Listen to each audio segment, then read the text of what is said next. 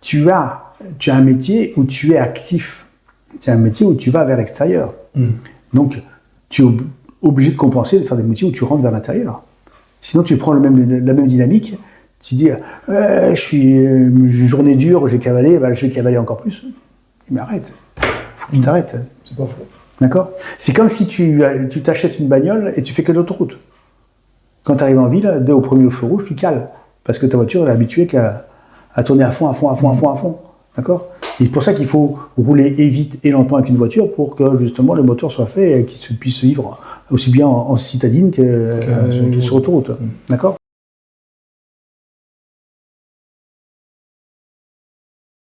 Et tu vois, quand même, je dis ce qui m'a le plus pas perturbé, parce que je dirais quand même, je suis pas un robot, mais je me suis mis à pleurer, sans pour m'arrêter.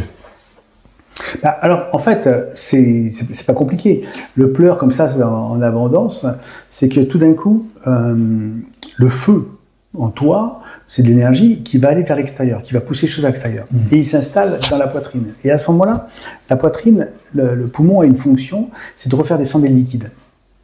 Si jamais tu as trop de chaleur à l'intérieur, ça va vers l'extérieur, tes liquides ne peuvent pas descendre. Et donc ils vont monter.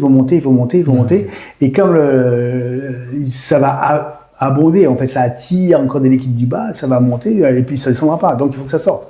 Alors, ou tu vomis, ou tu as le nez qui coule. Et là, c'est quand ça t'appelle des émotions, c'est plus les yeux qui font ça, quoi. Ouais, d'accord. Et tu pleures et t'as pas de raison. Il n'y a pas de motif. Tu sais pas pourquoi tu pleures. Et c'est pas de la tristesse, c'est juste un mode de fonctionnement d'élimination, mais parce que tu as un défaut, tu conserves pas tes liquides. Le problème, c'est que tu n'as pas beaucoup d'eau. D'accord ? Tu n'es pas en surcharge de liquide. Tu n'as pas 5 litres d'eau en plus sur ton corps. Donc, déjà, tu es sec. Si tu perds des liquides, c'est la catastrophe.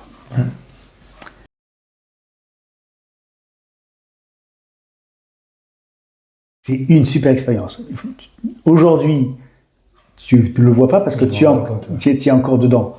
Mais dans 1 mois, 2 mois, tu vas commencer à dire putain, mais je comprends. Mais ton mental va changer. Et toi, tu as l'impression qu'il va te manquer quelque chose. Non, tu vas gagner quelque chose parce que tu auras transformé. Mais la transformation, elle se passe toujours par un mystère, par quelque chose que tu ne comprends pas. Okay. D'accord ? Tu as aucune transformation qui ne passe pas par un mystère. Ouais, donc c'est normal. Et c'est normal. Et tu vas dire, ok, laisse tomber, laisse faire. Tu laisses, plus tu laisseras, plus vite ça arrivera. Et puis derrière, tu vas arriver tout d'un coup, tu vas dire, oh putain, je vois différemment, le regard est différent, je vois le monde différent. D'accord ?